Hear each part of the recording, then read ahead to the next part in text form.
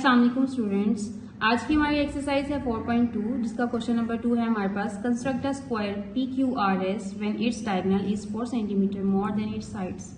Question में ना तो हमें साइड्स गिवन है ना ही डायगोनल है, तो कैसे निकालेंगे हम?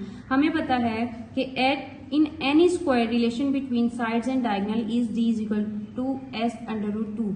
यहाँ पे D डायगोनल को रिप्रेजेंट कर रहा है और S साइड को रिप्रेजेंट कर रही है। ये हमारे पास एक रिलेशन है डायगोनल और साइड के दरमियान। अब हमें पता है हमारी कंडीशन क्या है क्वेश्चन में कि डायगोनल हमारे पास साइड से क्या होना चाहिए, 4 सेंटीमीटर मोर होना चाहिए।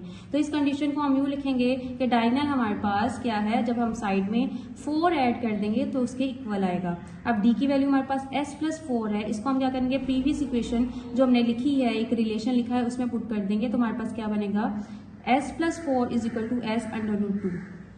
अब हमने निकालना क्या है, साइड। तो जहां जहां साइड की वैल्यू आ रही है या उसका सिंबल आ रहा है, उनको एक साइड पे कर लेंगे और सिंपल वैल्यूज को एक साइड पे कर लेंगे। हमें पता है यहाँ पे ये S इसके 4 के साथ प्लस हो रहा है, दूसरी साइड पे जाके क्या हो जाएगा, नेगेटिव हो जाएगा। यहाँ पे इस इक्वेशन को लिखा है।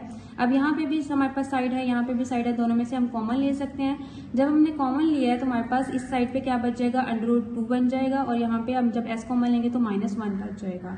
यहाँ पे जो हमारे पास ब्रैकेट के अंदर जो वैल्यू है S के साथ मल्टीप्लाई है, और ये दूसरी साइड पे जाके क्या हो जाएगी, डिवाइड। अंडर रूट -4 के साथ क्या हो जाएगी, डिवाइड।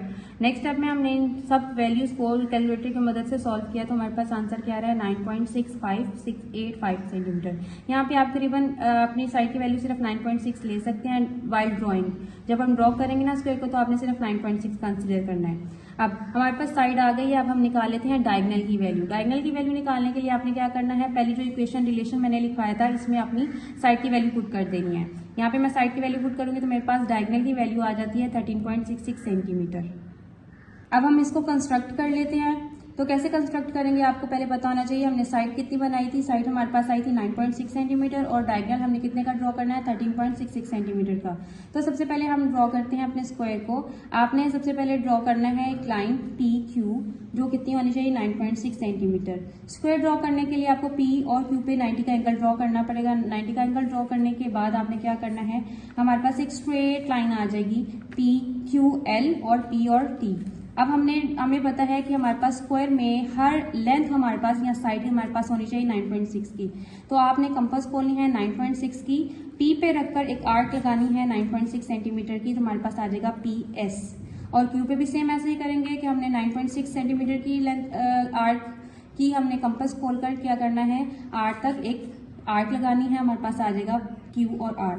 अब ये भी हमारे पास लेंथ 9.6 सेंटीमीटर की है और ये भी लेंथ हमारे पास क्या है, 9.6 सेंटीमीटर की। फिर हमने क्या करना है, S और R को ज्वाइन कर देना है। ये भी लेंथ हमारे पास 9.6 सेंटीमीटर की ही होगी। ये हमारे पास स्क्वायर कंस्ट्रक्ट हो चुका है। अब हमने क्या कंस्ट्रक्ट करना है, अपना डायगोनल। जस्ट आपने P और R को क्या करना है, एक लाइन के साथ, सीधी लाइन के साथ ड्रॉ कर देना है। फिर आप इसको अपने स्केल के साथ जब मेजर करेंगे तो आपके पास 13.66 सेंटीमीटर ही आ रहा होगा। मतलब आपका हमारे पास जो डायगोनल बना है वो कितने का बन गया है, 13.66 सेंटीमीटर। अब ड्यूरिंग कंस्ट्रक्शन या ड्रॉ करते हुए जो जो मैंने आपको बताया है, जो जो स्टेप्स बताए हैं, आपने उसको क्या लिख लेना है, रिटर्न तौर पर यहाँ पे लिख लेंगे तो आपका ये क्या हो जाएगा, पूरा सॉल्व हो जाएगा। Thank you.